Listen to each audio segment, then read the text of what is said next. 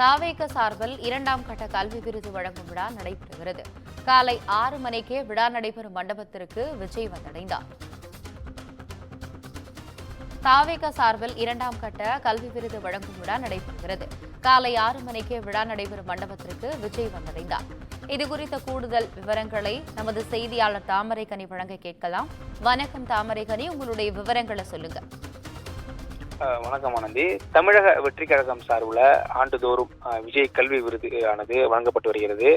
இன்றைய தினம் குறிப்பாக 2ஆம் கட்டமாக இன்றைய தினம் இந்த 10 மற்றும் 12ஆம் வகுப்பு பொதுத் தேர்வில் தொகுதி அளவில் முதலிடம் பிடித்த 3 மாணவிகளை நடிகர் விஜய் நேரடியாக சந்தித்து அவர்களுக்கு அந்த விருதினை வழங்க இருக்கிறார். குறிப்பாக 2ஆம் கட்டமாக இன்று நடைபெறக்கூடிய இந்த நிகழ்ச்சியில் கலந்து கொள்வதற்கு அதிகாலையிலேயே தமிழக வெற்றி கழக தலைவரும் நடிகருமான விஜய் தனது இல்லத்திலிருந்து புறப்பட்டு நேரடியாக அந்த நிகழ்ச்சி நடைபெறக்கூடிய திருமண மண்டபத்திற்கு ஓய்வெடுத்துக் கொண்டிருக்கிறார். ஏற்கனவே 28ஆம் தேதி முதல் கட்டமாக 21 மாவட்டங்களுக்கு சுமார் 802 மாணவ மாணவிகளுக்கு இந்த கல்வி விருது விழாவானது நடைபெற்றது. ஏற்கனவே கிட்டத்தட்ட 8-9 மணி நேரம் மேலாக நின்று இந்த விருதினை தமிழக வெற்றி கழகத்தை விஜய் வழங்கினார்.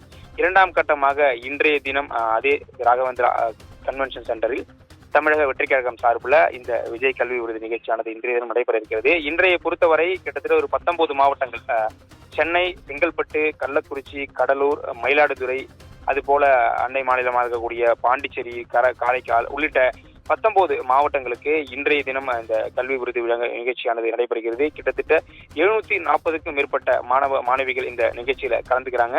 பெற்றோர்களுடன் சேர்ந்து இணைந்து மொத்தமாக ஒரு 3500 நபர்கள் இந்த நிகழ்ச்சியில கலந்து கொள்வாங்கன்னு எதிர்பார்க்கப்படுகிறது. அதுபோல தொலைதூரத்திலிருந்து வரக்கூடிய அனைவர்களுக்குமே இன்றைய தினம் காலை உணவு வழங்கப்பட இருக்கிறது.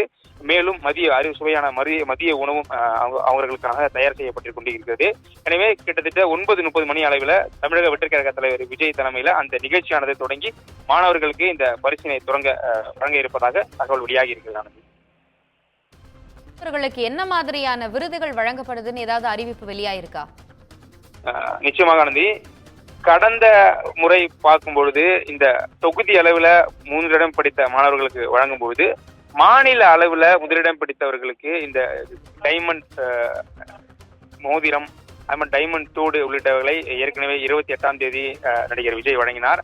அதுபோல இன்றைய தினமும் சிறப்பு பரிசானது சில தேர்ந்தெடுக்கப்பட்ட 6 இல்ல 9 மாணவ மாணவிகளுக்கு வழங்கப்படும் என எதிர்பார்க்கப்படுகிறது.